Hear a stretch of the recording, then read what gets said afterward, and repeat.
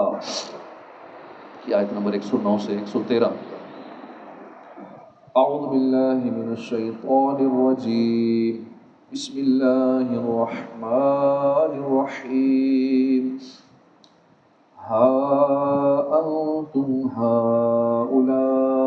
جادلتم عنہم فی الحیاۃ الدنیا فمن یجادل اللہ عنہم یوم القیامۃ ام من یکون علیہم وکیلا۔ اللہ کے نام سے شروع، دنیا کے مہربان رحمت والا۔ ہا انتم، خبردار تم، ہؤلاء وہ لوگ کو جو جادلتم جھگڑے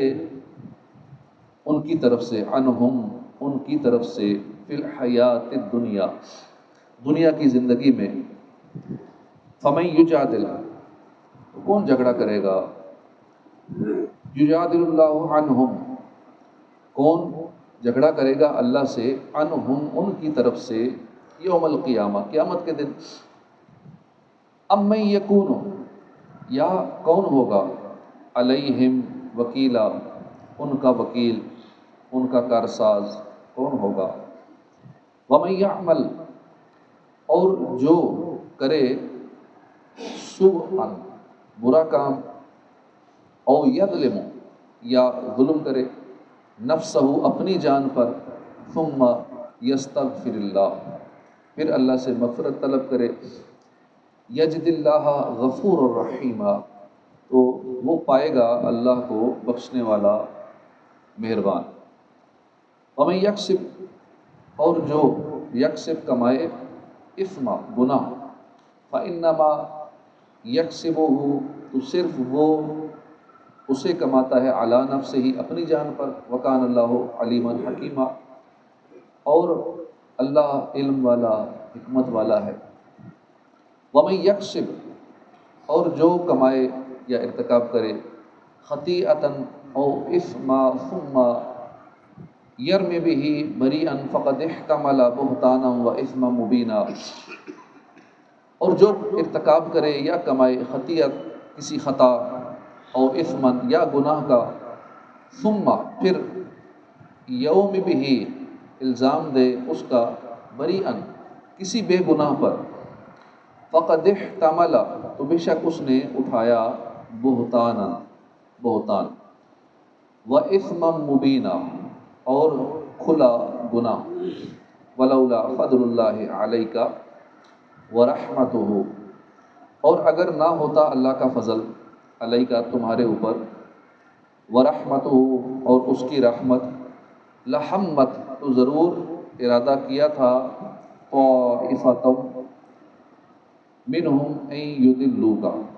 تو ایک گروہ نے ان میں سے کہ وہ بہکا دیں تمہیں، وما یضلون الا انفسہم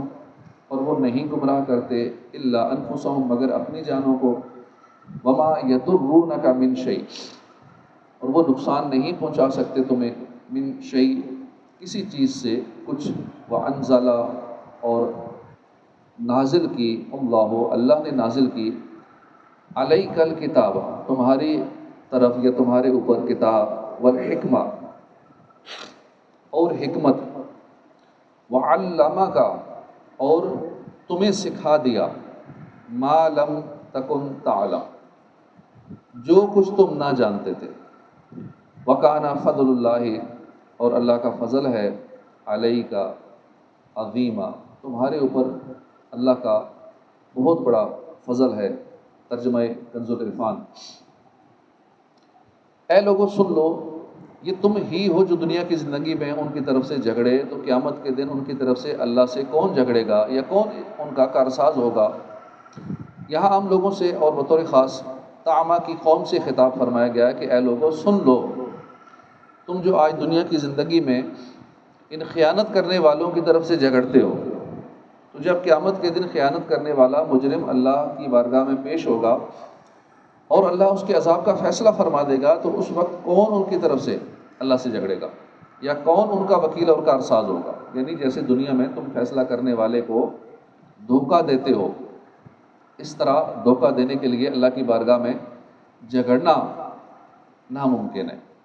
کہ اللہ سے کچھ پوشیدہ نہیں ہے۔ یاد رہے کہ اس آیت میں شفاعت کا انکار نہیں ہے، کیونکہ محبوبوں کی شفاعت اور چھوٹے بچوں کا اپنے ماں باپ کی بخشش کے لیے رب تعالیٰ سے ناز کے طور پر جھگڑنا آیات و احادیث سے یہ ثابت ہے۔ اللہ پاک فرماتا ہے کہ کون ہے جو اس کی اجازت کے بغیر اس کے یہاں شفاعت کرے۔ حضرت علی رضی اللہ تعالیٰ عنہ سے روایت ہے، نبی اکرم صلی اللہ علیہ وسلم ارشاد فرماتے ہیں کہ قیامت کے دن جب کچے بچے کے ماں باپ کو اللہ تعالیٰ جہنم میں داخل کرے گا تو وہ اپنے رب سے جھگڑے گا۔ فرمایا جائے گا، اے کچے بچے، اپنے رب سے جھگڑنے والے اپنے ماں باپ کو جنت میں لے جا۔ تب وہ انہیں اپنے ناف سے کھینچے گا حتیٰ کہ انہیں جنت میں داخل کر دے گا۔ مگر یہ جھگڑا جو ہے رب کریم کی بارگاہ میں یہ ناز کا جھگڑا ہوگا، مقابلے کا جھگڑا نہیں ہوگا۔ تو وہ ذکر چل رہا تھا، کل بھی ہم نے سنا تھا کہ جو لوگ دنیا میں فیصلہ کروانے والے سے اپنی مرضی کا فیصلہ کرواتے ہیں، جس میں وکلاء حضرات ہیں، وہ ججوں سے مرضی کا فیصلہ پتہ بھی ہوتا ہے ہمارا موکل جھوٹا ہے، ہم جھوٹا کیس لڑ رہے ہیں، لیکن چونکہ اپنی فیس سے مطلب ہوتا ہے، ہمیں تو فیس لینی ہے اور ایسے ایسے دلائل اکٹھے کرنے ہیں، جھوٹے کو بھی سچا کر دینا ہے۔ سارے ایسے نہیں ہیں، لیکن اچھی خاصی تعداد ایسوں کی ہے۔ یہ معاملات کورٹ کچہری میں ہو رہے ہوتے ہیں، جھوٹ کو سچ، سچ کو جھوٹ ثابت کیا جا رہا ہوتا ہے۔ وہ اپنی کمائی پہ بھی غور کر لیں۔ کل ہم نے سنا تھا کیسوں کی کمائی بھی حرام ہے، چاہے وہ کروڑوں کما رہے ہیں، کیسوں کی لائن لگی ہوئی ہے ان کے پاس، بڑی بڑی ٹیمیں ہیں ان کے پاس، لیگل ایڈوائزری کی ٹیمیں ہیں، لیکن اگر یہ طریقہ کار اختیار کرتے ہیں کہ پتہ ہے کہ میرا موکل جھوٹا ہے پھر بھی اس کو سچا ثابت کر رہے ہیں، وہ مجرم ہے لیکن پھر بھی اس کو بے گناہ قرار دینا ہے کیونکہ فیس پوری کرنی ہے، اور وہ شاید سمجھ رہے ہوتے ہیں کہ چونکہ میں نے اس کا کیس لڑا ہے تو میرے لیے حلال ہے۔ تو صرف اس طرح حلال نہیں ہوگا، ساتھ یہ بھی کنفرم ہو کہ میرا جو بندہ ہے یہ سچا ہے، یہ جھوٹا نہیں ہے، واقعی میں مجرم کی وکالت نہیں کر رہا، میرا بندہ ٹھیک ہے۔ تو وہ ذکر چل رہا تھا کہ پھر اللہ کی بارگاہ میں کون ہے جو اس سے جھگڑے گا؟ یہاں تو تم اس طرح کے معاملے کر لیتے ہو، حرام کما لیا، سچ کو جھوٹ، جھوٹ کو سچ کر دیا، لیکن بروز قیامت اللہ کی بارگاہ میں پھنس جاؤ گے۔ یہاں تو جھوٹی گواہیاں بھی چل رہی ہیں، باقاعدہ کرائے کے گواہ ہوتے ہیں اور قسم اٹھا کے قرآن پہ ہاتھ رکھ کے جیسے کہیں وہ گواہی دے دیں، ان کو اپنے پیسوں سے مطلب ہوتا ہے۔ تو جھوٹے گواہ لا کے ٹھیک ہے، بے گناہ کو جیل کروا دی، بے گناہ کو مجرم قرار دے دیا، بے گناہ کو پھانسی دلوا دی، لیکن روز قیامت اللہ کی بارگاہ میں نہیں بچ پائیں گے۔ وَمَن يَعْمَلْ سُوءًا أَوْ يَظْلِمْ نَفْسَهُ ثُمَّ يَسْتَغْفِرِ اللَّهَ يَجِدِ اللَّهَ غَفُورًا رَحِيمًا وَمَن يَكْسِبْ إِثْمًا فَإِنَّمَا يَكْسِبُهُ عَلَى نَفْسِهِ وَكَانَ اللَّهُ عَلِيمًا حَكِيمًا وَمَن يَكْسِبْ خَطِيئَةً أَوْ إِثْمًا ثُمَّ يَرْمِ بِهِ بَرِيئًا فَقَدِ احْتَمَلَ بُهْتَانًا وَإِثْمًا مُبِينًا۔ اور جو کوئی برا کام کرے یا اپنی جان پر ظلم کرے پھر اللہ سے مغفرت طلب کرے تو اللہ کو بخشنے والا مہربان پائے گا، اور جو گناہ کمائے تو وہ اپنی جان پر ہی گناہ کما رہا ہے، اور اللہ علم و حکمت والا ہے۔ اور جو کوئی غلطی یا گناہ کا ارتکاب کرے پھر کسی گناہ پر اس کا الزام لگا دے، بے گناہ پر اس کا الزام لگا دے، تو یقیناً اس نے بہتان اور کھلا گناہ اٹھایا۔ اس آیت اور اس کے بعد والی دو آیات میں تین چیزیں بیان فرمائیں گی۔ پہلی یہ کہ جو شخص کوئی برا عمل کرے یا اپنی جان پر ظلم کرے پھر اللہ سے معافی کا طلبگار ہو اور سچی توبہ کرے اور اس کے تقاضے پورے کرے تو وہ اللہ کو غفور رحیم پائے گا۔ سبحان اللہ۔ دوسری بات یہ ارشاد فرمائی کہ جو گناہ کرے گا وہی اس گناہ کا وبال اٹھائے گا۔ یہ نہ ہوگا کہ کوئی گناہ کوئی کرے اس کا وبال کسی دوسرے کی گردن پر رکھ دیا جائے، ایسا نہیں ہوگا۔ یہاں یہ بات یاد رہے کہ جو کسی گناہ جاریہ کا سبب بنا تو اسے گناہ کرنے والوں کے گناہ سے بھی حصہ ملے گا۔ جیسے کسی نے سینما کھولا یا شراب خانہ کھولا یا بے حیائی کا اڈا کھولا یا اپنی دکان وغیرہ پر فلمیں چلائیں جہاں لوگ بیٹھ کر دیکھیں، یا کسی کو غلط راہ پر لگا دیا، یا کسی کو شراب پہ لگا دیا، جوئے پہ لگا دیا، نشے کا عادی بنا دیا، تو اس صورت میں گناہ کا کام کرنے والے اور اس راہ پر اسے لگانے والے دونوں کو گناہ ہوگا۔ جیسے آج کل جس طرح نیکیوں کے ذرائع بہت زیادہ ہیں، سوشل میڈیا کے ذریعے ہم بہت کم وقت میں لاکھوں کروڑوں اربوں نیکیاں کما سکتے ہیں، اپنے اس موبائل کے ذریعے، سوشل میڈیا کے ذریعے اب یہ جو باتیں ہو رہی ہیں، یہ باتیں ساری سیو ہو رہی ہیں، دنیا بھر میں یہ لوگ ہزاروں لوگ دیکھنے والے ہوں گے، تو اب اس سے ہم فائدہ بھی اٹھا سکتے ہیں، یہ اچھی باتیں کر کے ثواب جاریہ کا ذریعہ بنا سکتے ہیں۔ لیکن اب یہیں سے ہم کوئی بری بات ریکارڈ کر کے سوشل میڈیا پہ چھوڑ دیں، اب وہ بری بات جب تک پھیلتی رہے گی گناہ ملتا رہے گا۔ یا جس طرح لوگ ٹک ٹاک پہ یا سوشل میڈیا کے کسی پلیٹ فارم پہ میوزک ساتھ چلا دیتے ہیں، اپنی تصویر لگائی، اب اور کوئی کنٹینٹ تو ہے نہیں، اگر ویسے تو اچھی بات بولنی چاہیے، لیکن وہ کہتا ہے مجھے تو بولنا آتا نہیں، میں کیا اچھی بات بولوں، کچھ بھی نہیں آتا، تو چلو تصویریں لگائیں، ساتھ گانے چلا دیے۔ عموماً میں دیکھ رہا ہوتا ہوں بہت سارے لوگوں کی جن کو ہم جانتے ہیں، کیونکہ جب آپ سوشل میڈیا پہ چڑھا دیتے ہیں نا، اب آپ کو کوئی بھی دیکھ سکتا ہے، آپ کے جاننے والا بھی، آپ کے نہ جاننے والا بھی۔ کئی ایسے میں نمازیوں کو دیکھتا ہوں، ان کی ٹک ٹاک جب دیکھتا ہوں تو ساتھ تصویریں لگی ہوئی ہیں اور ساتھ میوزک چل رہا ہے، ساتھ مطلب اس طرح کے عجیب و غریب معاملات، بد نگاہیاں بھی ہو رہی ہوتی ہیں، اس طرح کی ویڈیو چڑھا دیتے ہیں۔ اب وہ سمجھتے ہیں کہ ہمیں کوئی نہیں دیکھ رہا، اب سارے دیکھ رہے ہیں، ہم بھی دیکھ رہے ہیں، ان کے رشتہ دار بھی دیکھ رہے ہیں، ان کے گھر والے بھی دیکھ سکتے ہیں ان چیزوں کو، جاننے والے نہ جاننے والے سارے دیکھ سکتے ہیں۔ کئیوں کو تو سمجھا دیا جاتا ہے جو زیادہ کلوز ہوتے ہیں، یہ گناہ والا کام ہے، اس کو ڈیلیٹ کرو۔ جب تک وہ چیز چلتی رہے گی، آپ کا میوزک، آپ کا ڈالا ہوا میوزک اس پہ، آپ کی ویڈیو یا آپ کے اس چینل پہ، تو جب تک رہے گا آپ کے کھاتے میں مفت کا گناہ، یعنی گناہ ہے بے لذت۔ اب لذت کون سی مل رہی، فائدہ آپ کو کیا ہو رہا ہے؟ سن دوسرے رہے ہیں، گناہ آپ کے کھاتے میں جا رہے ہیں، سزا آپ کے کھاتے میں بڑھتی چلی جا رہی ہے، آپ کے نامہ اعمال میں گناہوں کی لائنیں لگتی جا رہی ہیں ڈیلی بیسس پہ، جب تک لوگ سن رہے ہیں گناہ، اور دنیا سے چلے گئے تو قبر میں پھر گناہ وہاں ریگولر ہوتی رہے گی، کیونکہ پیچھے سے لوگ دیکھ رہے ہیں وہ گناہ کر رہے ہیں اور آپ کو قبر میں سزا مل رہی ہے۔ تو گناہ جاریہ کے بھی آج کل بڑے آسان ذرائع ہو گئے ہیں، مار کھانے کے، قبر میں لتر کھانے کے، جہنم کا عذاب لینے کے بڑے آسان ذرائع ہو گئے ہیں اسی سوشل میڈیا کے ذریعے، کہ جہاں فوائد بے شمار ہیں وہاں نقصان بھی بے شمار ہے۔ تو اس لیے کوئی ایسا کام نہ کریں، کوئی ایسا کنٹینٹ سوشل میڈیا پہ نہ کریٹ کریں کہ جس سے ہماری آخرت خراب ہو۔ وہ بات اگر ریکارڈ کرنی بھی ہے تو اچھی والی بات ریکارڈ کریں۔ اب ہماری جو ریکارڈ ہو رہی ہیں ساری قرآن و حدیث کی باتیں ہو رہی ہیں، یہ نیکی کی دعوت والی باتیں ہو رہی ہیں، لیکن اگر کوئی کہے جی میرے سبسکرائبر بڑھ جائیں گے، فالوور بڑھ جائیں گے، سارے جو اسی پہ لگے ہوئے ہیں، چلو مجھے بھی کو آنا چاہیے، اس میں ایسا ڈالنا چاہیے، اب یہ نہیں دیکھتے کیا بات کرنی ہے، کیا ڈالنا ہے، کیسے ڈالنا ہے، گناہوں بھرے معاملات ڈالنے ہیں یا کس طرح، تو وہ پھر کئی لوگ پھر اپنی طرف سے اور باتیں کرنا چاہ رہے ہوتے ہیں، دین کی باتیں کریں، اب شعبہ کوئی اور ہے، بات دین کی کر رہے ہوتے ہیں، تو اس میں حلال کو حرام، حرام کو حلال، جو آتا ہے دماغ میں وہ کر رہے ہوتے ہیں، اور بعض تو کفریہ کلمات بول جاتے ہیں اسی طرح چرب زبانی میں یا اپنی اس تیزی میں۔ اللہ پاک محفوظ فرمائے، بڑا سوچ سمجھ کے، سوشل میڈیا کا دور ہے، بات ایسے وائرل ہوتی ہے یکدم کروڑوں تک چلی جاتی ہے، ایک ایک مہینے میں 10 فالور،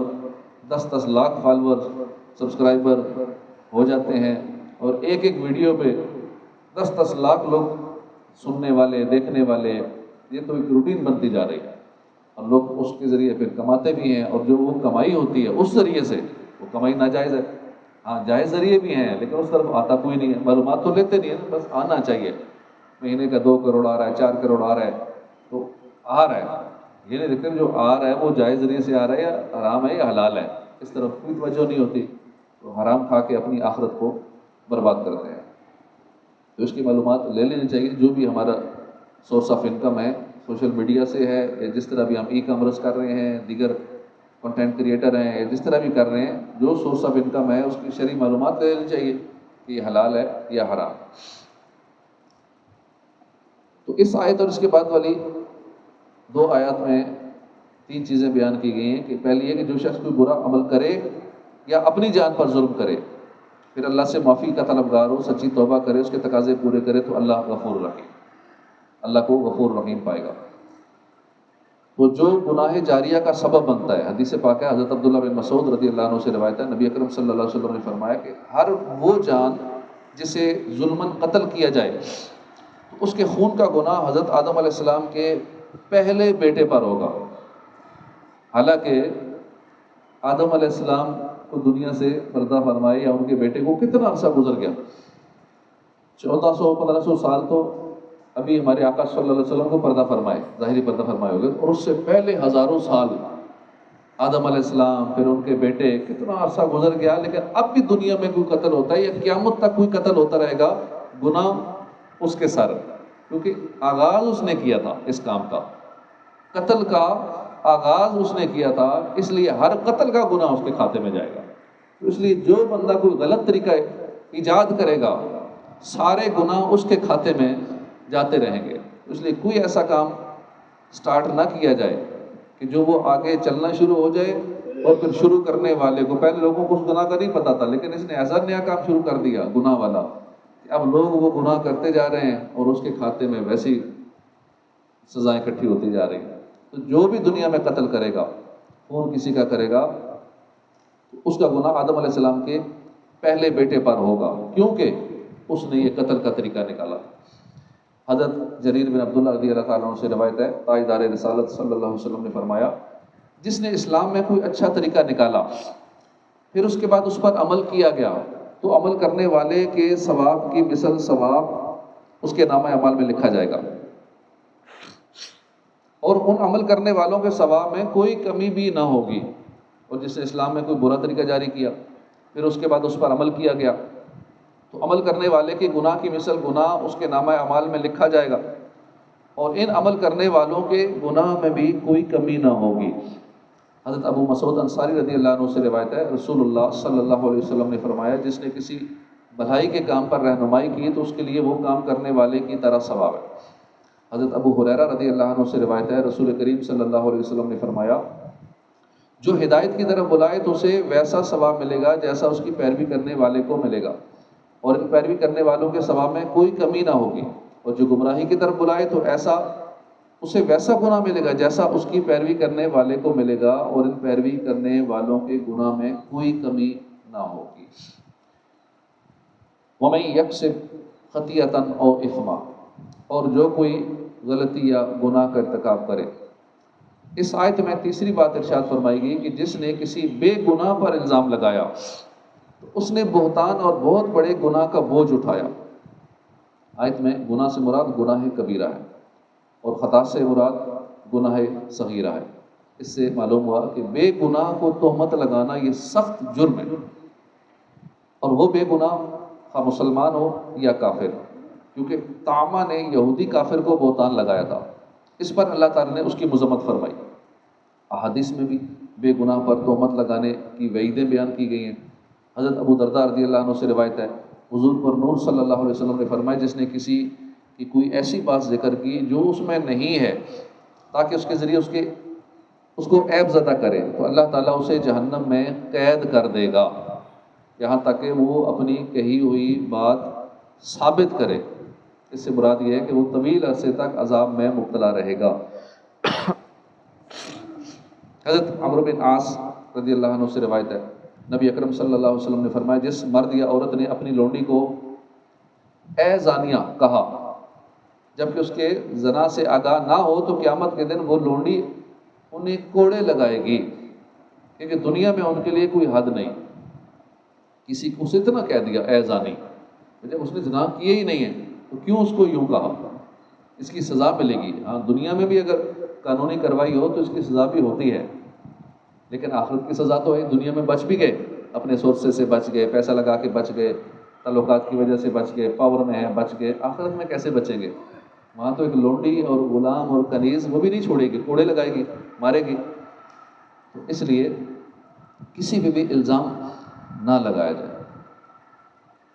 ہمارے یہاں روٹین بن چکی ہے الزامات لگانے کی، جس کو دیکھیں گے کل تک تو یہ غریب تھا، آج امیر کیسے ہو گیا، آج اس کے پاس گھر گاڑی کیسے آ گیا، اس کا مطلب ہے غلط طریقے سے آیا ہوگا، اس نے ناجائز کمایا ہوگا، حرام کمایا ہوگا۔ بھائی پہلے دور میں چلو مشکل ہوتا تھا، لیکن آج کے دور میں تو بہت ایزی ہے، کوئی امیر ہو سکتا ہے، مہینے کے اندر ہو سکتا ہے۔ سوشل میڈیا کا دور ہے، ایسے ایسے کام ہے کہ ہو سکتا ہے اس کو ایسے ٹرک آ گئی ہو، ایسے طریقے آ گئے ہوں، نئی ٹیکنالوجی کی وہ چیزیں سیکھ چکا ہو کہ دن میں کروڑوں کما سکتا ہے، پاسبلٹیز ہیں، امپورٹ ایکسپورٹ کر کے کر سکتا ہے، اور آج کل وہ بھی اتنی آسان ہے، ای کامرس کرنا اتنا ایزی ہے۔ اب جیسے آموں کی پیٹی ہے، آج کل سیزن گزرتا جا رہا ہے، یہاں پہ 1000-1500 کی ملتی ہے یا اتنے میں سیل ہوتی ہے، ہول سیل کی تو بات کر رہا ہوں، اور وہی دوسرے ملکوں میں بیچیں، امریکہ میں بیچیں تو وہی 40,000 کی بکے گی، 50,000 کی ایک پیٹی بکے گی۔ UK یورپ میں ایک آم جو ہم کھاتے ہیں یہی آم وہاں 3,000-3,500 روپے کا، 4,000 روپے کا ایک آم ہے۔ اب یہاں بیچیں چیز تو اور ریٹ ہے، دور بیچیں تو وہاں اور ریٹ ہے، اس طرح اور بہت ساری پروڈکٹ ہے۔ خالی ای کامرس ہی بندہ کرے، اور ہے بھی ایزی، ایسا نہیں کہ کنٹینر بک کرانا ہوگا، یہ کرنا، گھر سے ڈیلیوری ہوتی ہے، یہاں سے اٹھائیں گے اور جہاں چاہیں گے آپ پہنچائیں گے، اس طرح بہت سارے کام ہیں. لیکن ہم سوچتے ہیں کیسے امیر ہو گیا یہ، فوراً بدگمانی، فوراً اگلے پہ الزام لگا دیں گے یہ حرام طریقے سے ہی امیر ہوا ہوگا. کسی پہ بھی بلا وجہ کوئی الزام، چاہے بدکاری کا الزام ہے یا کوئی اور الزام ہے، نہیں لگانا چاہیے. دنیا میں بھی اس کی سزائیں ہیں اگر قانون حرکت میں آئے تو. کسی کی حد کے عزت کرنے کی سزائیں ہیں، پاکستان میں بھی ہیں. کس نے کسی کی عزت اچھالی ہے یا کسی پہ الزام لگایا ہے یا کسی کو ٹینشن دی ہے، پریشان کیا ہے، تو اس کی سزائیں یہاں بھی ہیں اگر ملیں تو، لیکن آخرت کی تو ہیں ہی. اس آیت سے ایک تو کسی پر بہتان لگانے کا حرام ہونا واضح ہوا، اور دوسرا اسلام کے اعلیٰ اخلاقی اصولوں کا علم ہوا کہ اسلام میں انسانی حقوق کا کس قدر پاس ہے، کتنا لحاظ ہے، حتیٰ کہ کافر تک کے حقوق اسلام میں بیان کیے گئے. یہ واقعہ اور آیات مبارکہ کفار کے سامنے پیش کرنے کی ہیں کہ دیکھو اسلام کی تعلیمات کتنی حسین ہیں، کتنی عمدہ ہیں. کافروں کو نہیں پتہ ان چیزوں کا، جب ان کو پتہ لگے کہ ہمارے حقوق بھی اسلام نے بیان کیے ہیں، کتنے کافر مسلمان ہو جائیں. وَلَوْلَا فَضْلُ اللَّهِ عَلَيْكَ وَرَحْمَتُهُ لَهَمَّتْ طَائِفَةٌ مِّنْهُمْ أَن يُضِلُّوكَ وَمَا يُضِلُّونَ إِلَّا أَنفُسَهُمْ وَمَا يَضُرُّونَكَ مِن شَيْءٍ وَأَنزَلَ اللَّهُ عَلَيْكَ الْكِتَابَ وَالْحِكْمَةَ وَعَلَّمَكَ مَا لَمْ تَكُن تَعْلَمُ وَكَانَ فَضْلُ اللَّهِ عَلَيْكَ عَظِيمًا. اور اے حبیب، اگر تمہارے اوپر اللہ کا فضل اور اس کی رحمت نہ ہوتی تو ان میں ایک گروہ نے آپ کو صحیح فیصلہ کرنے سے ہٹانے کا ارادہ کیا تھا، حالانکہ وہ اپنے آپ ہی کو گمراہ کر رہے تھے اور آپ کا کچھ نہیں بگاڑ سکتے. اور اللہ نے آپ پر کتاب اور حکمت نازل فرمائی اور آپ کو وہ سب کچھ سکھا دیا جو آپ نہ جانتے تھے، اور آپ پر اللہ کا فضل بہت بڑا ہے. یہاں سابقہ واقعہ کے اعتبار ہی سے کلام چل رہا ہے. چنانچہ فرمایا گیا کہ اے حبیب صلی اللہ علیہ وسلم، اللہ نے تم پر بڑا فضل فرمایا اور رحمت کی کہ تمہیں نبی معصوم بنایا اور رازوں پر مطلع فرمایا. اگر پروردگار عالم نے آپ کو معصوم نہ بنایا ہوتا اور آپ پر تمام علوم ظاہر نہ کر دیے ہوتے تو یہ آپ کو بہکا دیتے. یہاں بہکانے سے مراد دھوکہ دے کر غلط فیصلہ کروا لینا ہے.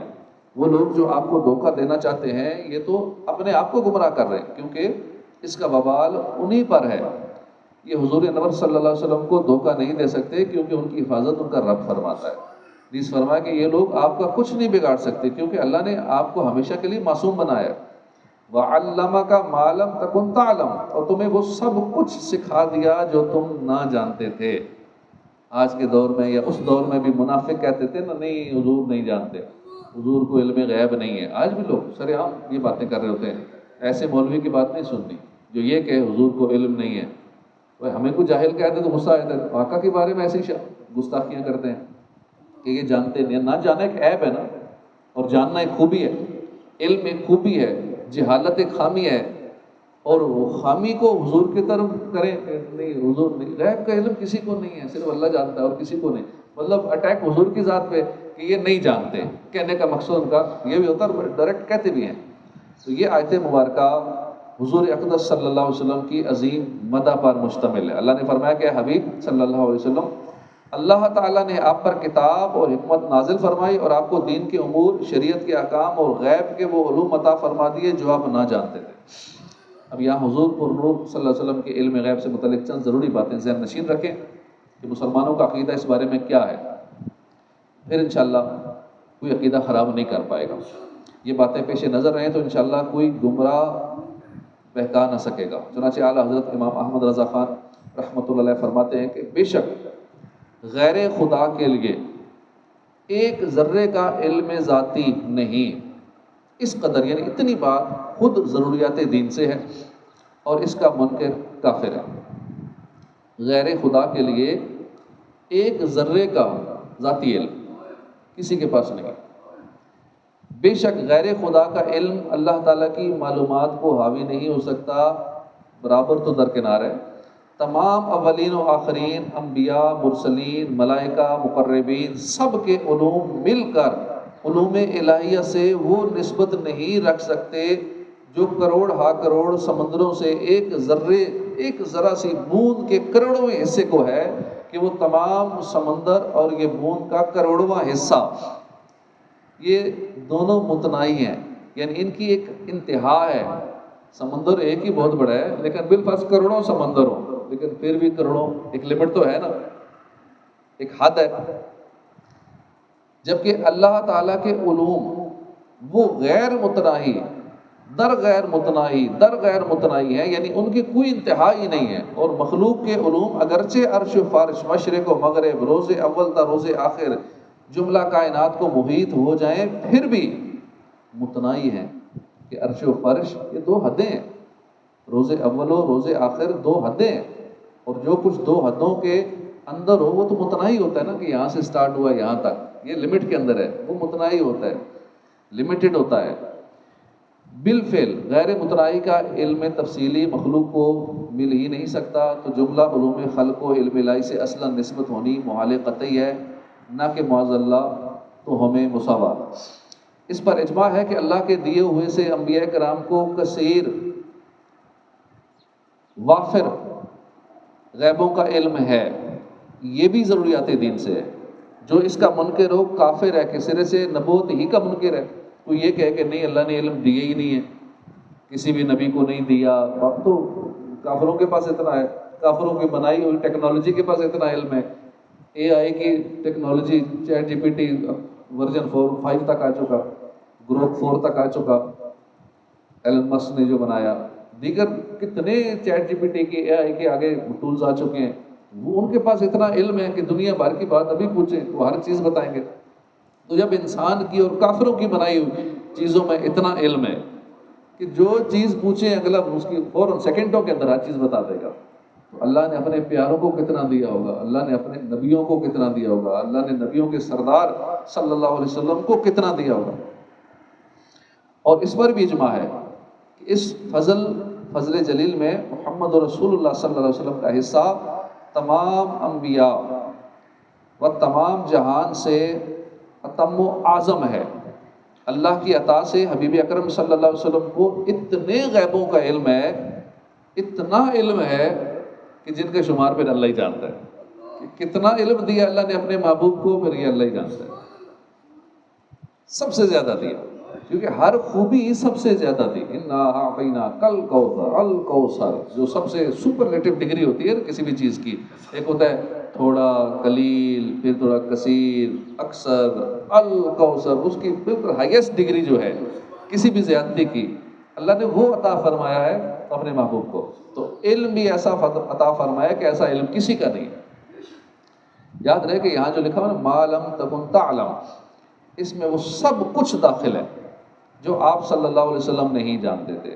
معتبر تفاسیر میں اس کی صراحت موجود ہے، چنانچہ درجیل 5 تفاسیر میں اس کا مطالعہ کیا جا سکتا ہے، بہت ساری تفسیروں کے اندر، تفسیر روح المعانی کے اندر ہے، اور بہت ساری تفسیروں کے اندر، تفسیر طبری میں اس کے اندر لکھا ہوا ہے، تو ان ساری تفاسیر کے اندر ڈیٹیل اس کی موجود ہے۔ وَكَانَ فَضْلُ اللَّهِ عَلَيْكَ عَظِيمًا، اور آپ پر اللہ کا فضل بہت بڑا ہے۔ امام فخر الدین رازی فرماتے ہیں اللہ تعالیٰ نے پوری مخلوق کو جو علم عطا فرمایا اس کے بارے میں ارشاد فرمایا وَمَا أُوتِيتُم مِّنَ الْعِلْمِ إِلَّا قَلِيلًا،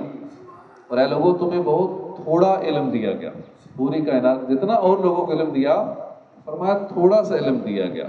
وہ تھوڑا اتنا ہے کہ آج کے اس دور میں جو ہم یہ اے آئی کے مناظر دیکھتے ہیں، ابھی تو ہم لوگوں کو پتہ ہی نہیں ہے، یوز ہی کبھی نہیں کی کہ کیا کیا اس میں ہے، تو اتنا علم، یہ تو کافروں کی بات کریں، ساری ان کی بنائی ٹیکنالوجی ہے، اس میں اتنا علم ہے، اور جتنا سب کو دیا گیا فرمایا تھوڑا ہے۔ اب تھوڑے کا حال یہ ہے تو پھر زیادہ کا حال کیا ہوگا؟ اللہ کے محبوب کے علم کا عالم کتنا ہوگا، کتنا علم عطا فرمایا ہوگا۔ اسی طرح پوری دنیا کے بارے میں جو فرمایا نا کل متاع الدنیا قلیل، اے حبیب تم فرما دو کہ دنیا کا ساز و سامان یہ تھوڑا سا ہے، تو جس کے سامنے پوری دنیا کا علم اور خود ساری دنیا قلیل ہے، وہ جس کے علم کو عظیم فرما دے، جو فرماتا ہے کہ دنیا اور کل متاع دنیا، دنیا اور اس میں جو کچھ ہے وہ قلیل ہے۔ اب یہ قلیل کا حال یہ ہے کہ ہمیں اپنے گھر کی چیزوں کی ہم کاؤنٹنگ نہیں کر سکتے کہ میرے گھر کے اندر ریت کے ذرے کتنے ہیں، میرے گھر کے اندر اینٹیں کتنی لگی ہوئی ہیں، میرے گھر کے اندر ساز و سامان کتنا ہے، میرے گھر کے اندر فلاں فلاں چیزیں اور بے شمار ہے، ایک کتنی ہے، ایک گھر کا نہیں پتا۔ ہمارے پھر اپنے شہر میں گاڑیاں کتنی ہیں، ہمارے شہر میں فلاں چیز کتنی ہے، اینٹیں کتنی ہیں، ریت بجری کتنی ہے، ہمارے فلاں چیزیں ہمارے شہر میں کتنی ہیں، ہمارے ملک میں کتنی ہے، پوری دنیا میں اس کی کاؤنٹنگ شروع کر دیں، ہر چیز کی کاؤنٹنگ کریں تو دماغ چکر آ جائے۔ پھر یہ تو خالی زمین کی بات ہو رہی ہے، زمین کے علاوہ سمندروں کی بات کریں، زمین پر ہی سمندر ہے، سمندر کے اندر کی ایسی ایسی مخلوقات ہیں کہ ابھی تک بہت ساری مخلوقات کا پتہ ہی نہیں ہے لوگوں کو، ریسرچ آئے دن نئی نئی چیزیں دریافت ہو رہی ہیں، یہ کہاں سے آ گئی، یہ بھی چیز ہے سمندر کے اندر۔ تو اسی طرح پھر آگے خلا میں چلے جائیں، وہاں پہ نئی نئی تحقیقات، نئی نئی چیزیں سامنے آ رہی ہیں، اور پھر خلا ابھی تک سائنسدان پہلے آسمان میں گھوم رہے ہیں، ابھی تک خالی چاند اور ان چیزوں پہ، مریخ پہ تو یہیں پہ گھوم رہے ہیں، سارے تجربات یہیں ہو رہے ہیں، تو پہلا آسمان ہے۔ پھر دوسرے آسمان پہ جانے کے لیے بیچ میں گیپ بھی ہے 500 سال کا، پھر تیسرا، چوتھا، پانچواں، وہاں نہ جانے کیا کیا مخلوقات اور کیا کیا سسٹم ہے۔ لیکن اس ساری چیزوں کو اللہ پاک فرمانے ہیں کل متاع دنیا قلیل، یہ سب کچھ قلیل ہے، یعنی جو ہمارے وہم و گمان میں بھی نہیں آ سکتا، جو اتنا زیادہ ہے کہ ہم سوچ بھی نہیں سکتے، اتنا زیادہ ہے، اس سب کو کل متاع دنیا، ساری دنیا اور اس کی چیزوں کو جو رب فرماتا ہے کہ کل متاع دنیا قلیل ہے، اے حبیب تم فرما دو کہ دنیا کا ساز و سامان تھوڑا سا ہے، جو اتنے سارے کو تھوڑا فرما رہا ہے، تو وہ جس کو فرمائے زیادہ تو وہ زیادہ کتنا ہوگا، جس کے سامنے پوری دنیا کا علم اور خود ساری دنیا قلیل ہے، وہ جس کے علم کو وہ عظیم فرما دے، اس کی عظمتوں کا اندازہ کون لگا سکتا ہے۔ صدق اللہ العظیم۔ اعوذ باللہ